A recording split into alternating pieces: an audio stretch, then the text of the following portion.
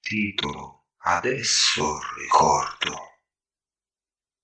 In un giorno incantato da un fato stregato, non so cos'è stato, se averti incontrato oppure sognato.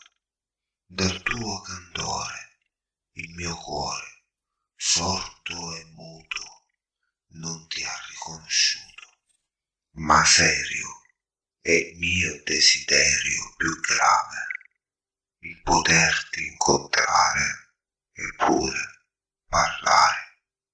Ho amato e dimenticato l'ebbrezza di una dolcezza alata e la mia fata che mi ha parlato, ha sussurrato a un uomo sordo un vecchio ricordo di un antico passato che ha risvegliato.